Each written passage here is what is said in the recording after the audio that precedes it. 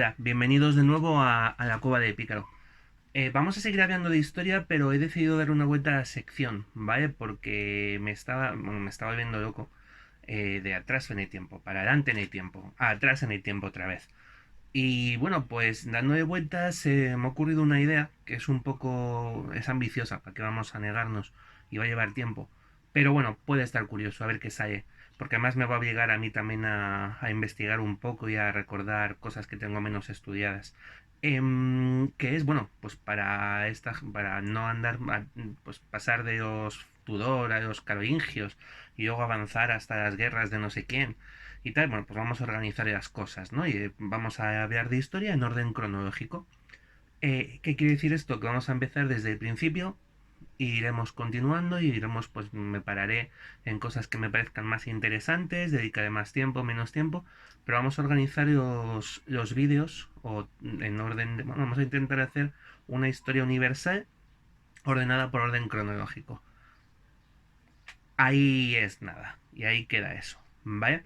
Así que bueno, pues este es el vídeo de presentación y empezamos por dónde, pues por el principio, por las primeras civilizaciones, por el origen de lo que conocemos como nuestra cultura, o las primeras culturas, ¿no? Vamos a ver, de esto hace, o sea, quiero decir, vamos a buscar un punto de arranque que va a ser un punto de arranque más o menos histórico. Vamos a entender que todos sabemos ya que el planeta se creó, que hubo un Big Bang, que las grandes bolas de materia y de gas y de energía se fueron concentrando, formaron planetas, uno de ellos fue la Tierra, vinieron los criaturas protocelulares, luego los dinosaurios, murieron los dinosaurios, entonces vinieron los mamíferos, el australopiteco, el Homo erectus, el hombre de Neandertal, luego estuvieron los hobbits, los elfos y luego ya el Homo sapiens, que somos nosotros. Y el Homo sapiens se fue desparramando por el mundo desde África ida y vuelta, ¿vale? Porque se sabe, o sea, todos sabemos que el hombre arranca en África, pero que nos dio tiempo les dio tiempo a ir, a extenderse por el mundo y luego incluso a volver porque hay unas segundas poblaciones africanas que no son, que tienen que haber venido de otros puntos porque tienen unos cambios somáticos que son diferentes a como eran cuando salieron. ¿Vale? Entonces, bueno, pues todo eso ha pasado y el hombre ha ido asentándose en diferentes lugares, ha pasado de ser un cazador-recolector a conocer la agricultura y en este conocimiento de agricultura, en esta fase de, bueno, ha pasado el paleolítico, cazábamos mamuts, eh, pues luego pasamos a criar vacas, ¿vale? Que es menos intenso, menos heroico, pero más tranquilo, ¿vale? Con este cambio del cazador-recolector a sobre todo al crecimiento, al descubrimiento, al uso de la agricultura, es donde vamos a tener el surgimiento de las primeras civilizaciones, de las primeras ciudades, y esto va a ocurrir más o menos hacia el 3500, bueno, incluso antes en algunos puntos. Vamos a decir que hacia el 5000 antes de Cristo empiezan a aparecer estas poblaciones, ¿vale? Estas primeras ciudades en 4 puntos concretos del planeta. Esto no quiere decir que todas las civilizaciones que tenemos ahora vengan de estas, ni que fueran mejores, ni más bonitas, ni más chulas. Simplemente que fueron las primeras. ¿Vale? Y van a tener algo en común, algo que es lógico también. Todas estas 4 civilizaciones se van a dar en torno a las cuencas de 4 ríos, ¿vale?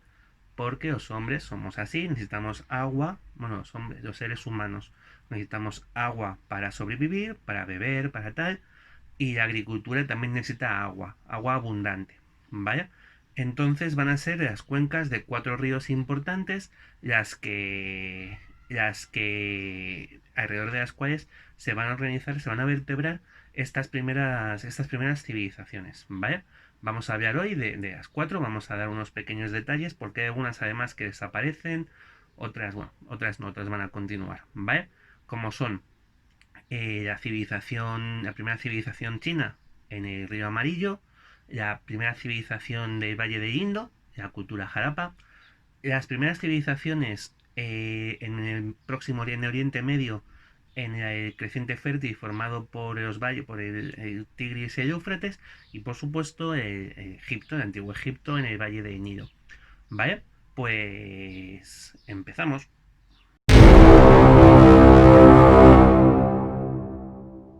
Vale, vamos a empezar por China. No por nada, sino porque es la que nos pilla más lejos.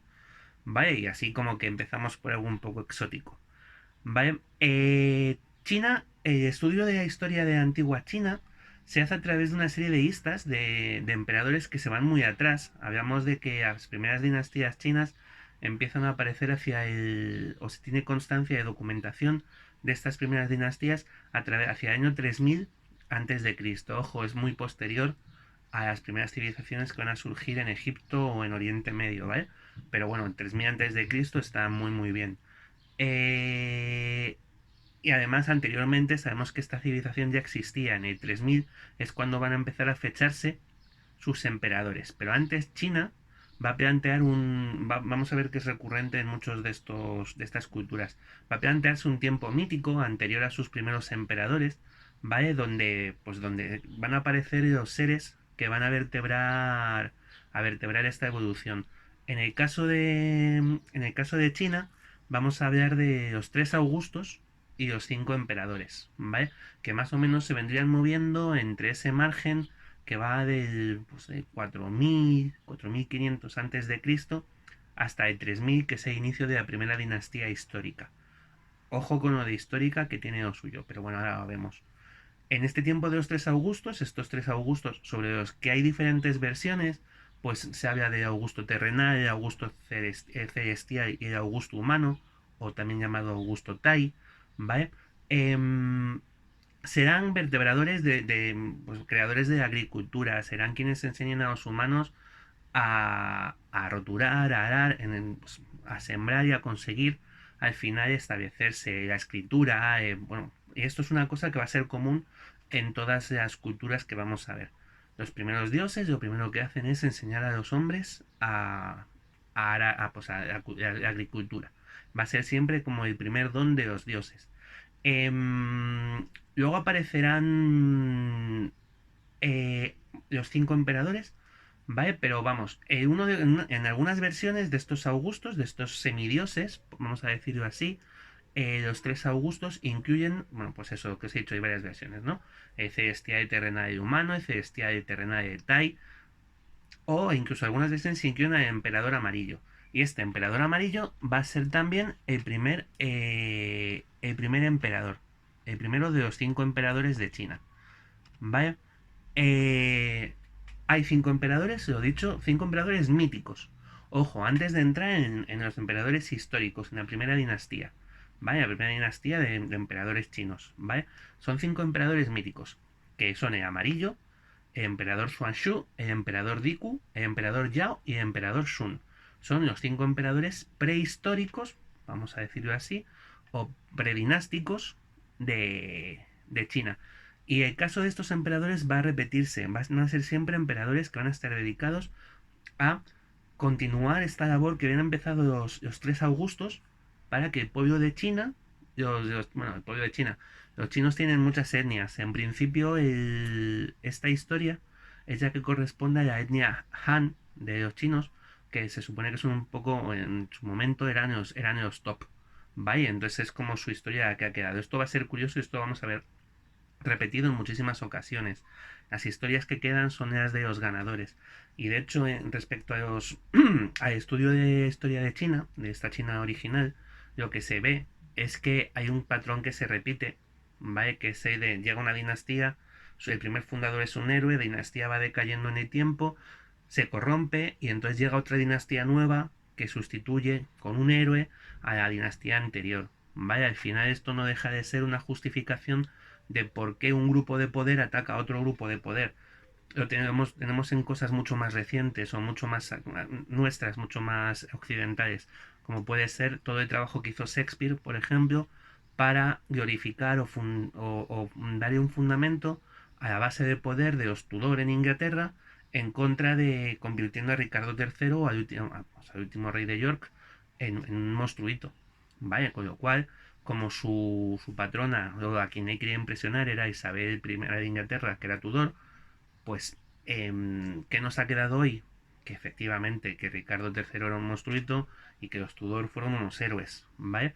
Bueno, pues eso es discutible.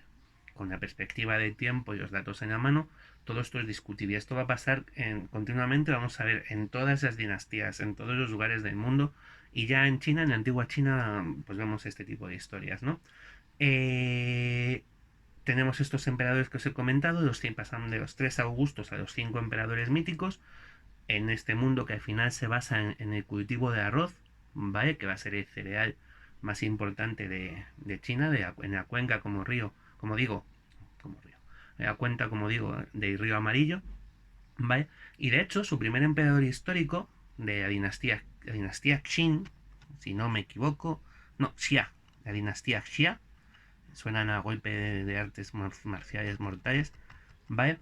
Eh, Va a ser Yu el Grande, descendiente de uno de estos 5 emperadores míticos, de Zhuangzi, ¿vale? Y va a ser el primer rey de la dinastía Xia. ¿Y por qué Sun, el último de los emperadores míticos, va a darle a Xia Yu, el, el trono de China?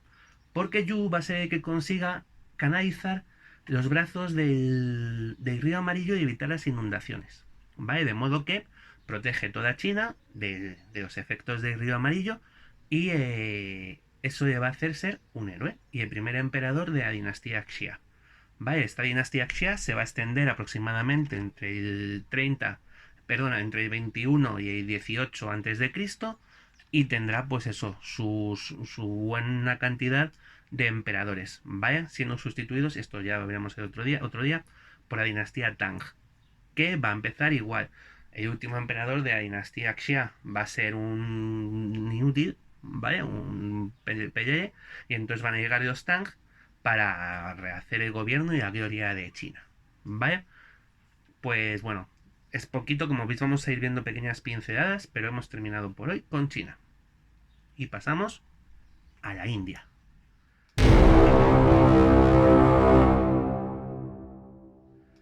En la India la civilización va a aparecer aproximadamente en el siglo 30 antes de Cristo, hacia el 3000 antes de Cristo, ¿vale?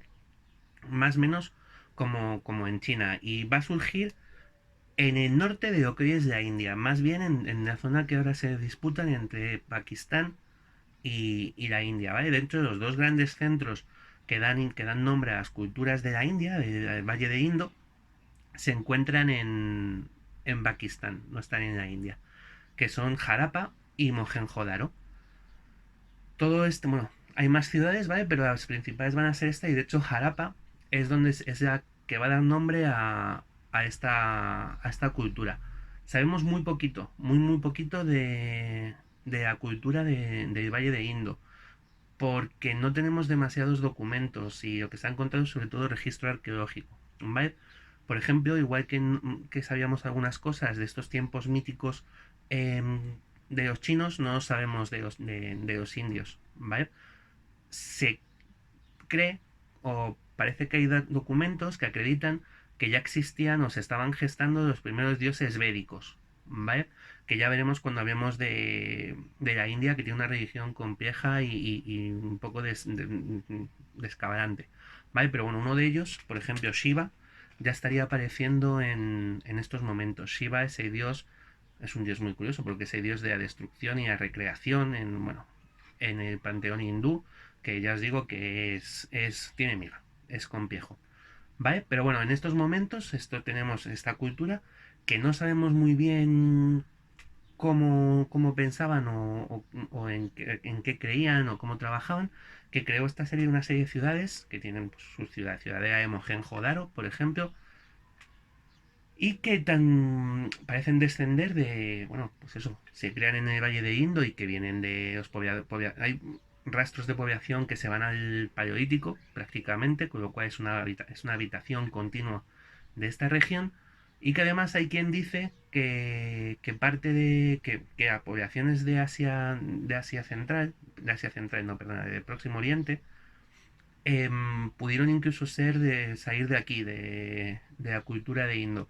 Bueno, esto está en discusión, ¿vale? De todas formas, será una cultura breve, y es lo que os digo, esta cultura va a desaparecer. La cultura del Valle de Indo no va a ser muy larga en el tiempo, va a existir desde más o menos unos 1000 años, entre el año 3000 y el 1900 aproximadamente, antes de Cristo, hasta terminar desapareciendo del todo en torno al 1500 antes de Cristo. ¿Por qué desaparece? Pues la verdad es que no tenemos tampoco los datos claros. Puede ser por cuestiones climáticas, por un cambio climático. Puede ser porque hubo problemas con el comercio, con Egipto y con Oriente Medio, con lo cual estas ciudades perdieron su razón de ser. Y puede ser, y esto sí es un hecho, puede ser que algo, pues este cambio climático, algún tipo de movimiento de tierras, provocara el desvío del curso de los ríos. Porque lo que sí que se sabe es que Mohenjo-Daro estaba antes en el mismo Inde del río Indo, y a día de hoy el yacimiento de Mohenjo-Daro se encuentra aproximadamente a 75 kilómetros, ¿vale? Con lo cual, algo, o algo, alguien no, algo, probablemente un movimiento tectónico o algún tipo de cuestión de geología, provocó ese desviamiento del río y quizá con ello el hundimiento de la cultura que había florecido junto al Valle de Indo, pero que sobreviviría en el espíritu al menos en las futuras culturas védicas del sur, védicas del sur de la India, que veremos más adelante también cuando surjan, porque nos vamos a lo que más conocemos todos, Egipto y el Oriente Medio.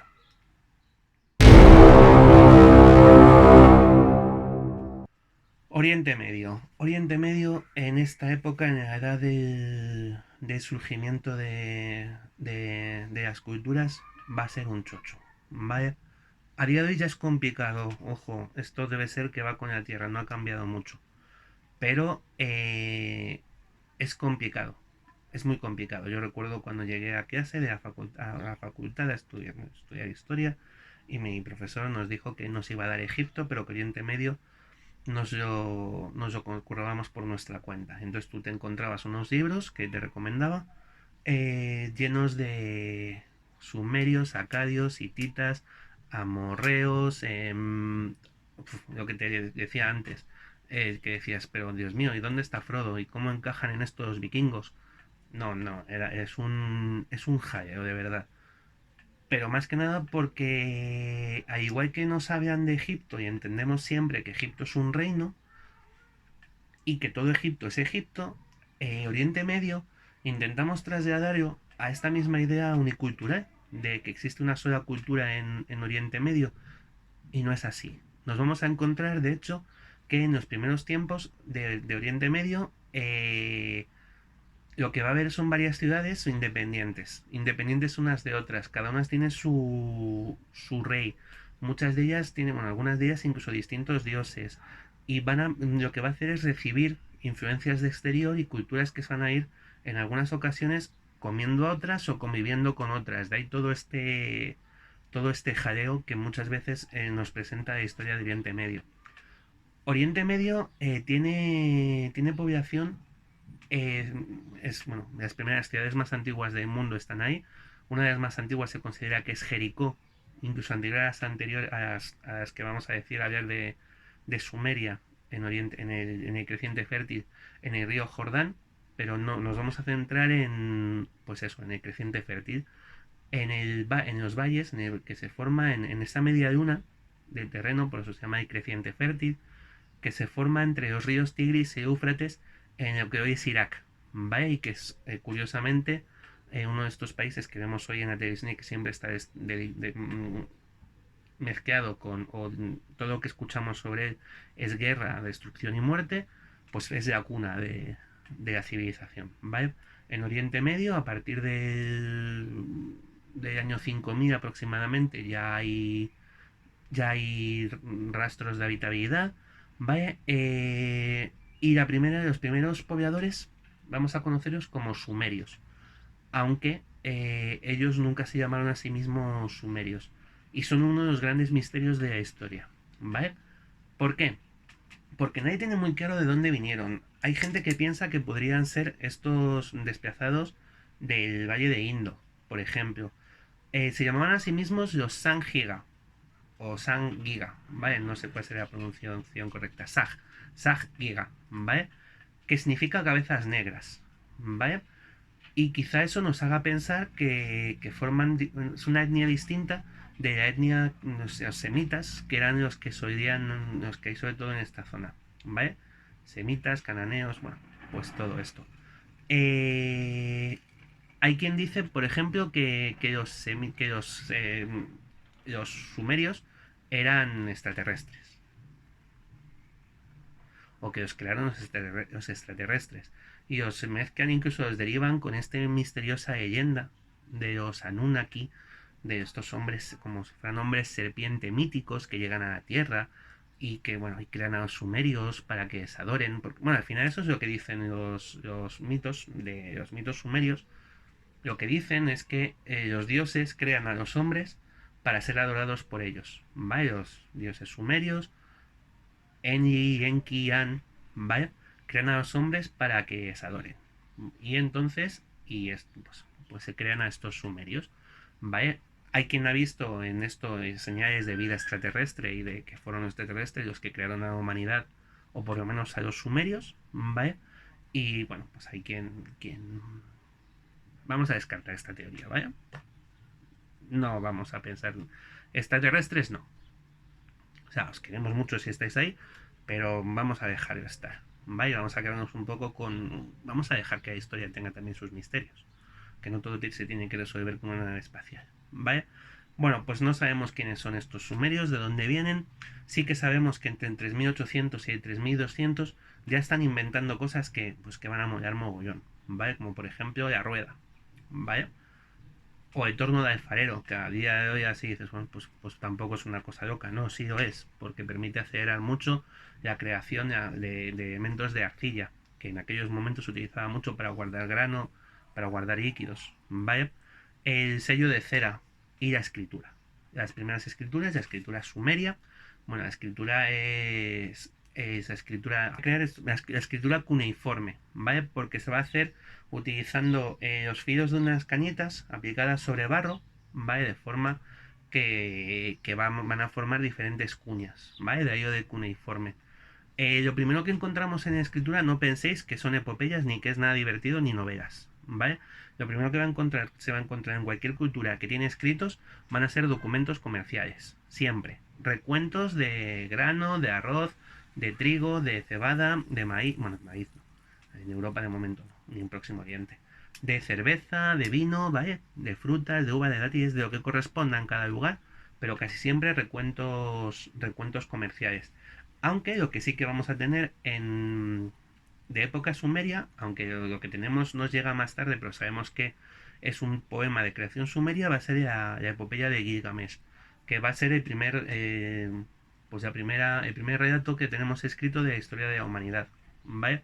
La epopeya de Gilgamesh nos cuenta cómo este Gilgamesh, que es un rey de Uruk, es un tirano y un depravado, y entonces su pueblo se va a quejar a los dioses.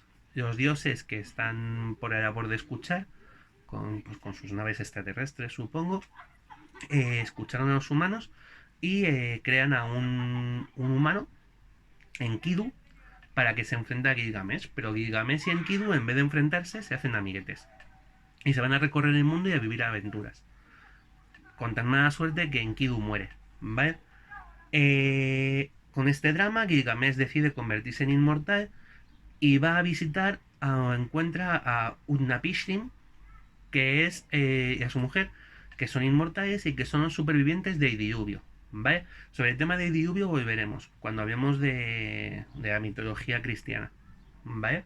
Y cuando hablemos de Noé y todo este tipo de cosas, porque, bueno, se corresponden en varios puntos del mundo, hay diferentes historias muy parecidas que pueden ser, o bien hubo un diluvio en algún momento en el que diferentes pueblos marcan su historia, o bien esta historia, la historia de Noé, derivaría de la de Utnapishtim cuando los judíos estuvieron expulsados en Babilonia y pudieron aprender pudieron acceder a historias de Sumeria, historias sumerias, ¿vale? Pero bueno, total, que se encuentra con este Utnapishtim que dice que la flor, que se puede conseguir mortalidad con una flor, Gilgamesh la busca, la encuentra, pero cuando la va a encontrar se da como una serpiente y entonces, bueno, pues se deprime mucho y termina volviendo a su Uruk natal, jodido vivo, ¿vale? Pero bueno, es una epopeya muy heroica y es sobre todo el primer poema que se conserva y además que se pone mucho énfasis en el duelo de Gilgamesh por la muerte de Enkidu, ¿vale? O sea que no es solo un poema histórico, por así decirlo, tiene algo de novelita, tiene algo de personalización del personaje, ¿vale? Vamos a decirlo así. ¿En qué nos vamos a encontrar con estos sumerios? Bueno, pues hostias a todas partes y por doquier, ¿vale? Vamos a tener diversas ciudades. Bueno, vamos a empezar en un periodo que se va a llamar el dinástico arcaico, ¿vale? En Sumeria, con diferentes ciudades. La primera va a ser Uruk, que ya hemos visto es de la que venía Gilgamesh, y se supone que Uruk va a ser la ciudad que imponga sus mitos, sus creencias y un poco su forma de vida también al resto de las ciudades, aunque terminará convirtiéndose en una más y no la más importante. Vamos a tener las ciudades de Kirs, de Nippur, de Ur, de Lagash, ¿vale? Y de hecho el primer texto completo que vamos a encontrar de este periodo de dinástico arcaico se llama La Estrella de los Buitres y nos cuenta la historia de la lucha entre Lagash y Umma, ¿vale? Dos de estas ciudades que estaban dios de estas ciudades que convivían en este creciente fértil y que parece que se pasaron años y años a hostias unas con otras, ¿vale?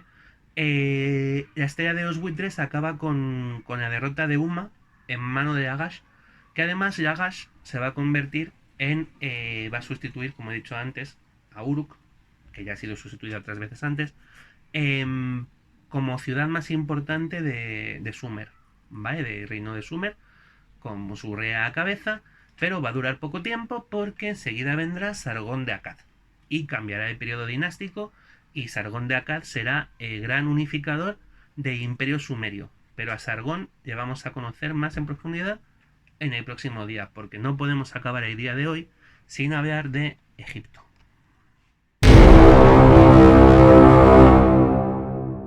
Y es que Egipto tiene manifestaciones culturales y de población desde el siglo, desde el año 5000 antes de Cristo, ¿vale?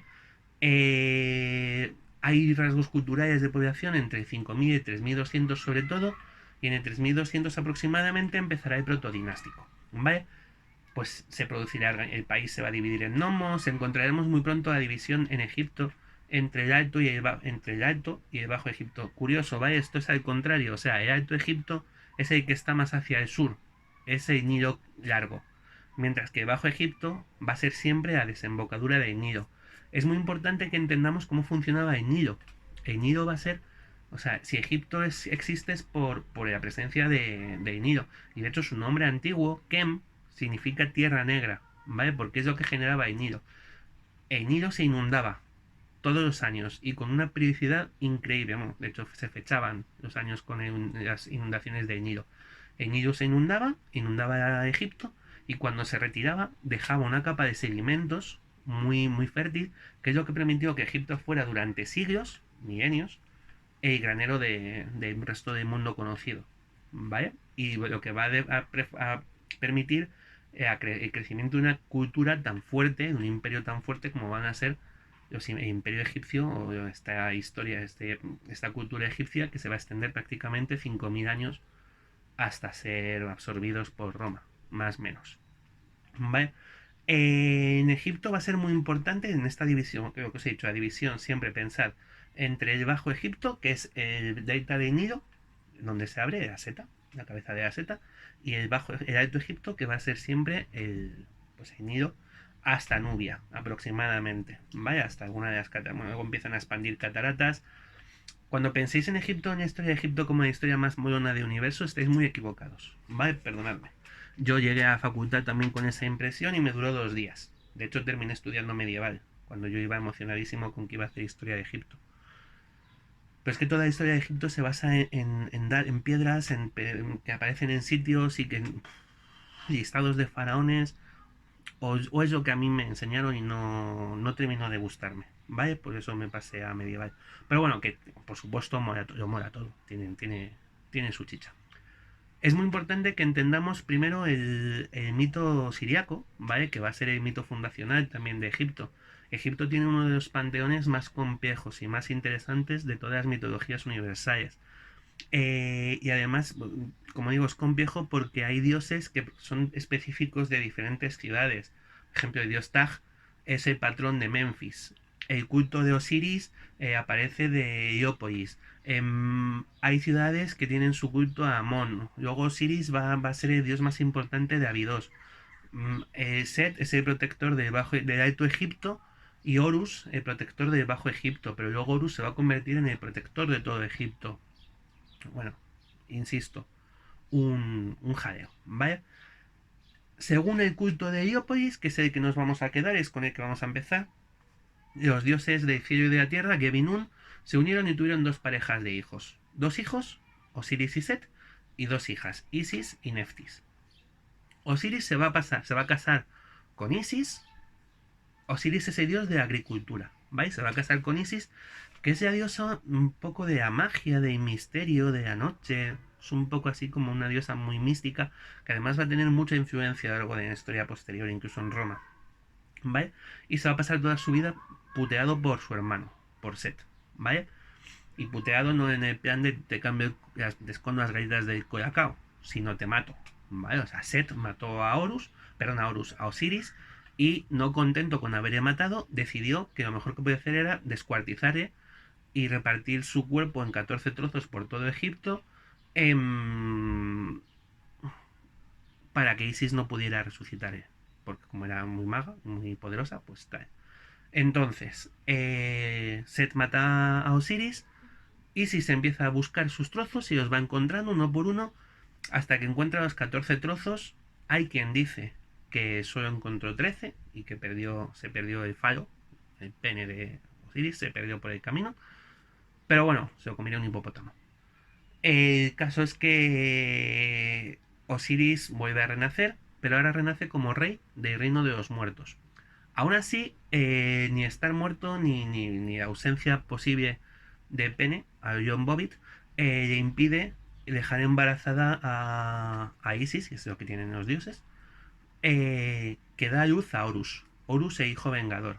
Horus, Hor, en egipcio es de raíz, además significa elevado, alto. ¿Vale? Va a ser el guay. Es Horus, con su cabeza de halcón que va a llegar para vengarse de Set. Y se va a pasar toda su vida dándose de hostias con su tío Set. ¿Vale? Hasta que finalmente, de hecho, uno de sus ojos lo perderá. Pero cuando lo recuperará, que es el famoso ojo de Horus, que es un símbolo de la mitología egipcia, de la cultura egipcia, lo cederá a su padre como agradecimiento, y terminará derrotando a Set y bueno, pues haciéndose ayudado por sus seguidores, los Shemshu-Heru, los seguidores de Horus, ¿vale? Que van a luchar contra Set y van a derrotarle finalmente, ¿vale? Y entonces estos Shemshu-Heru, los seguidores de Horus, se convertirán en los primeros reyes de Egipto, ¿vale? ¿Cómo se traduce todo esto? Bueno, pues muy sencillo, lo he dicho. Set va a ser una divinidad en principio del Alto Egipto y Horus del Bajo Egipto. Va a haber muchos conflictos ya en el propio Bajo Egipto, en esta época predinástica, va a aparecer, van a haber muchas hostias, va a haber diferentes clanes que se enfrentan entre ellos, el clan del buitre contra el clan de la abeja, por ejemplo. Finalmente se unifica el Bajo Egipto y las historias de Set y Horus lo que van a hacer es narrarnos las luchas entre el Bajo y el Alto Egipto, ¿vale? Con Horus y Shemshu-Heru, los seguidores de Horus, como primeros reyes, lo que encontramos es la victoria del Bajo Egipto sobre el Alto Egipto. Lo que no deja de ser curioso porque las primeras capitales, por ejemplo, van a estar en Tinis, que es una ciudad del Alto Egipto, está en el desierto, bueno, en el Nilo desértico, ¿vale? Pero, por otro lado, los dioses míticos que vamos a encontrar, los reyes míticos que vamos a encontrar en este periodo protodinástico egipcio, predinástico, porque no van a ser las primeras dinastías, van a tener los nombres de Horus-Ka, Horus-Ro, Horus Escorpión, ¿vale? Con lo cual, en principio estaría esa base de dominio de Horus. Horus Escorpión, por lo tanto, por cierto, sería el rey Escorpión, ¿vale? Sobre el que hay una película infame, pero que existe, o sea, que su mito está ahí, el mito del rey Escorpión. Y de hecho, el sucesor del rey Escorpión será el primer rey dinástico de Egipto. Y con él empezaría la primera dinastía, el rey Narmer, ¿vale? también conocido como Menes, o por las dos formas, Narmer-Menes, ¿vale? La capital va a estar en Tinis, muy cerquita de Abidos, ¿vale? En el Egipto central. Y bueno, van a ser dos, realmente son dos o tres reyes los que forman esta primera dinastía, tres faraones, Menes, o Narmer Menes, Aja y Hasemehui, ¿vale? Hasemehui suponemos que es el que acaba unificando ya el Alto y el Bajo Egipto, ¿vale? Y no tenemos muchos más datos, chicos, lo siento, no hay mucho más, ¿vale? Sobre estos reyes. Bueno, sí que hay un paso dinástico entre Hasemehui y su sucesor, que será iniciador de la segunda dinastía.